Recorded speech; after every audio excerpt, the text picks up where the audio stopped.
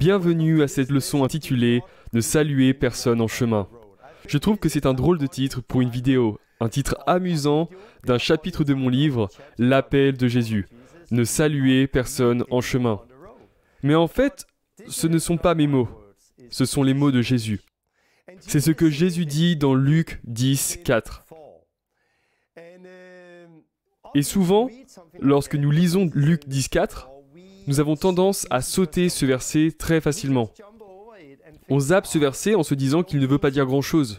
Mais en fait, Jésus nous dit beaucoup de choses par ce verset lorsqu'il dit « Ne saluer personne en chemin ». Et quand on le comprend véritablement et qu'on le met en pratique, cela changera beaucoup de choses dans notre vie. Il ne s'agit donc pas seulement de lire, voire de sauter le passage. Non, il s'agit d'y obéir. Nous devons obéir à tout ce que Jésus nous dit, même lorsqu'il dit « Ne saluer personne en chemin ». Quand il dit cela dans Luc 10, 4, il ne nous interdit pas de dire « bonjour »,« salut ».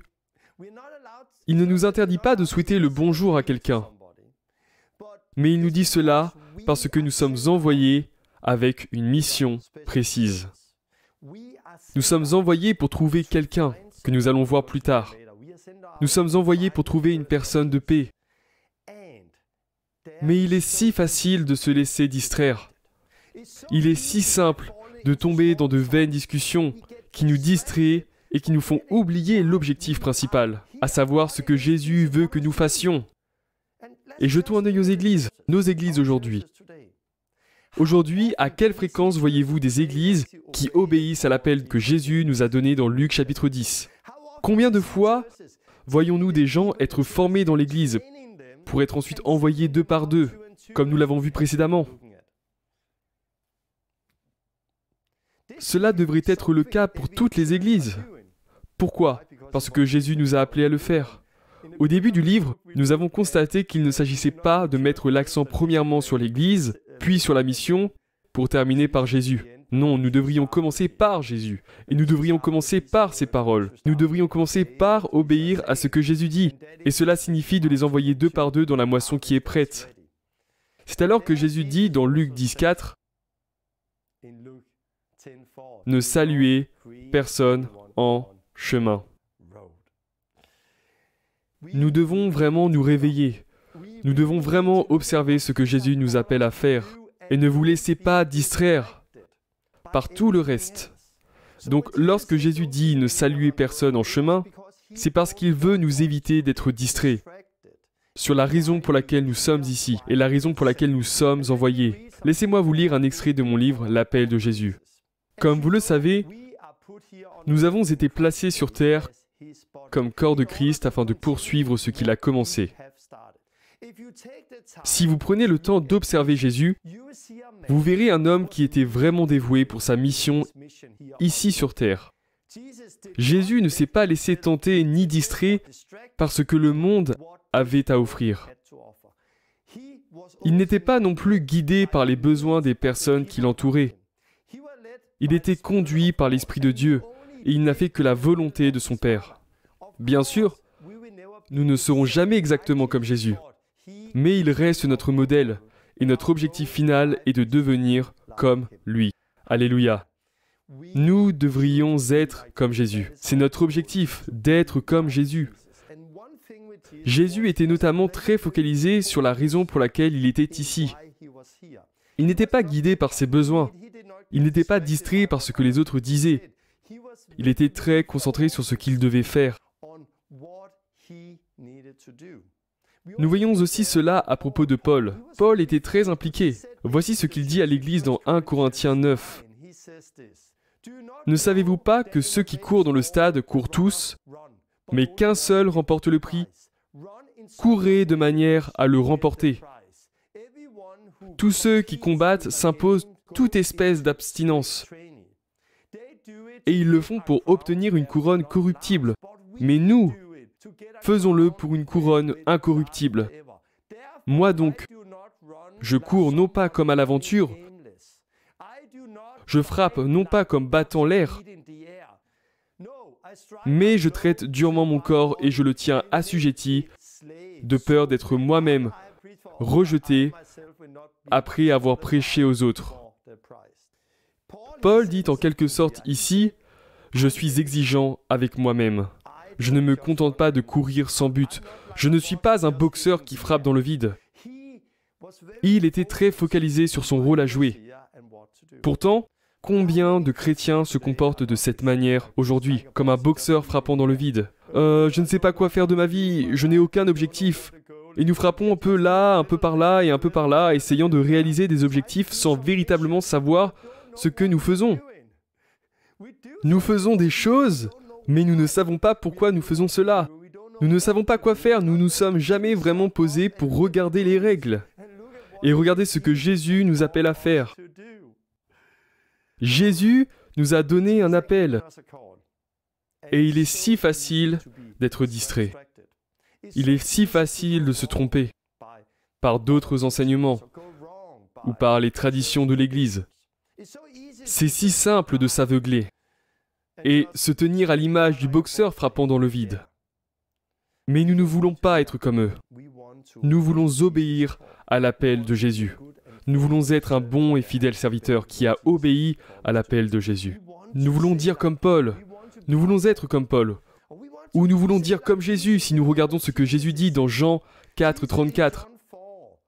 Jésus dit, « Ma nourriture est de faire la volonté de celui qui m'a envoyé et pour achever son œuvre. » Dans le chapitre suivant, il dit, « Je ne puis rien faire de moi-même selon que j'entends, je juge, et mon jugement est juste, parce que je ne cherche pas ma volonté, mais la volonté de celui qui m'a envoyé. » Encore une fois, chapitre suivant, Jean 6, 38. « Car je suis descendu du ciel pour faire non ma volonté, mais la volonté de celui qui m'a envoyé. » C'est ce que Jésus dit dans Jean 4, Jean 5 et Jean 6. Pouvez-vous en dire autant? Pouvez-vous dire, je ne suis pas là pour faire ma volonté, je suis ici pour faire la volonté de celui qui m'a envoyé. Je ne suis pas ici pour faire ma propre volonté, mais sa volonté. C'est ainsi que nous, croyants, devrions vivre. Nous sommes les ambassadeurs de Christ ici sur terre. Nous devons obéir à ce que Jésus nous a commandé. Et si nous voulons être ses disciples, et si nous voulons voir de beaux fruits dans notre vie, nous devrions veiller à ne pas se laisser distraire. Et nous devrions être prêts à évaluer le coût et à en payer le prix. Alors, s'il vous plaît, soyez attentifs à l'appel que Jésus vous a donné. Et s'il vous plaît, ne vous laissez pas distraire par d'autres choses, des petites discussions par-ci, par-là, où nous oublions soudainement pourquoi nous sommes là. Nous oublions ce que Jésus a prévu pour notre vie. Nous sommes appelés à être les ambassadeurs de Christ et à poursuivre son travail. Nous sommes appelés à poursuivre ce que Jésus nous a demandé de faire, et cela inclut notamment de trouver la personne de paix. Et pour cela, il faut sortir, et quand vous trouverez cette personne de paix, demeurez chez eux, mangez et buvez ce qu'ils vous serviront. En fait, Jésus ne nous a pas simplement appelés à évangéliser. Tant de gens se cantonnent à l'évangélisation. Les gens témoignent un peu de Jésus par-ci, par-là, sans réellement chercher la personne de paix, et sans savoir le pourquoi du comment. C'est la raison pour laquelle je crois que mon livre L'Appel de Jésus et cette série de vidéos sont si importantes, parce qu'ils vous aideront, vous donneront des outils et vous montreront ce que Jésus veut que vous fassiez. Oui, vous n'êtes pas seulement appelé à évangéliser, vous êtes appelé à sortir et trouver cette personne de paix. Vous êtes appelé à faire des disciples. Et peut-être que cette personne de paix est déjà près de vous. C'est peut-être un collègue de travail, votre voisin. Mais vous n'y pensez pas, vous ne priez pas pour cela. Vous êtes tellement distrait, vous êtes préoccupé par tant d'autres choses.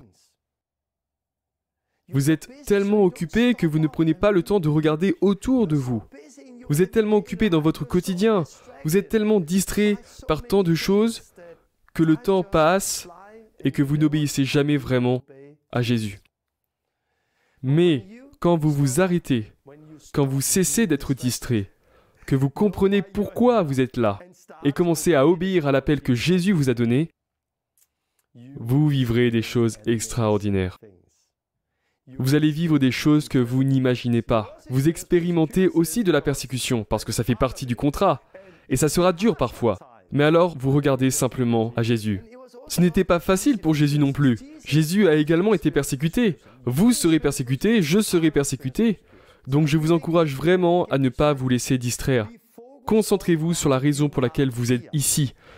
Jésus était déterminé jusqu'au bout. L'une des choses qu'il devait accomplir, bien sûr, c'était de mourir sur la croix pour vous et moi.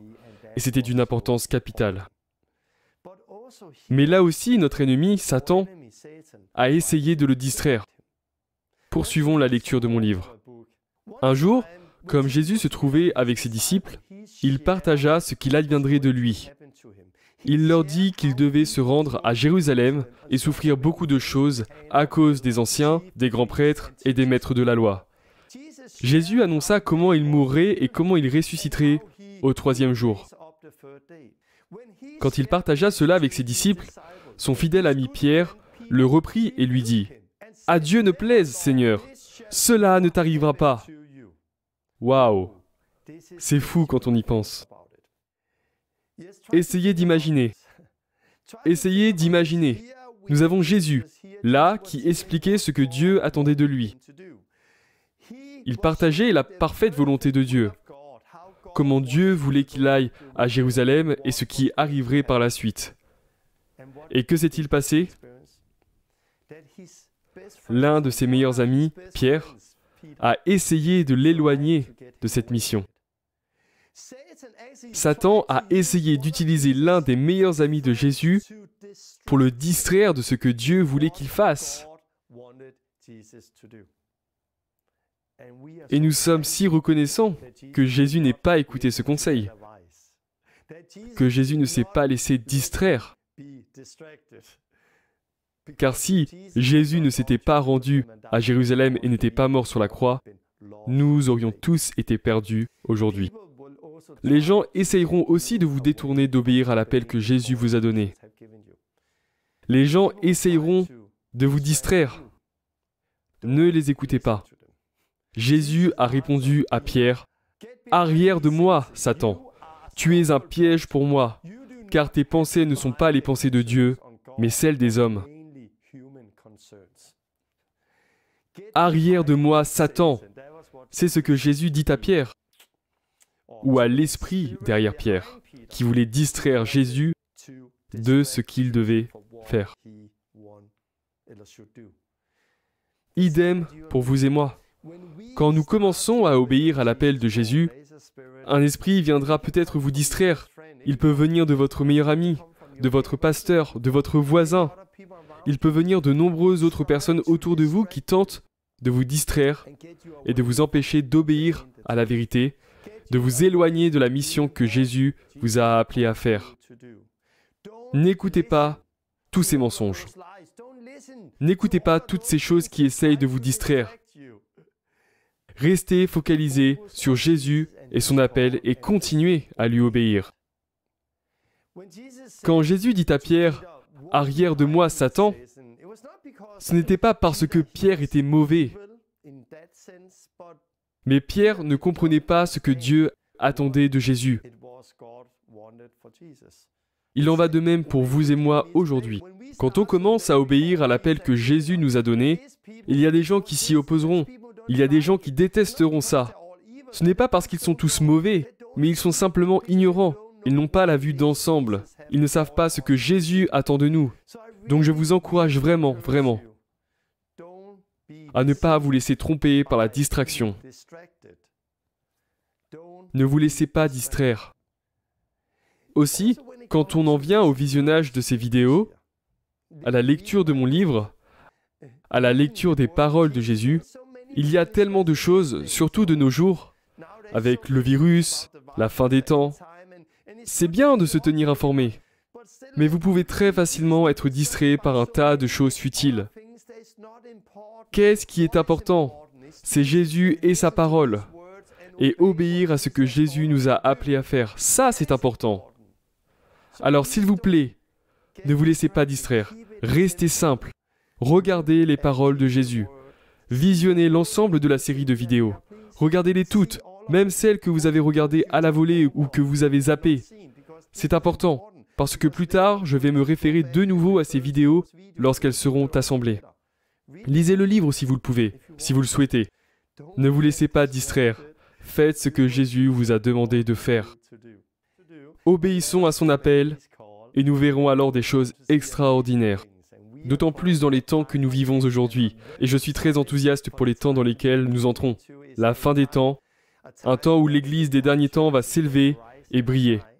Et l'Église telle que nous la connaissons disparaîtra. Il est temps pour nous de réaliser si nous sommes en Christ ou non.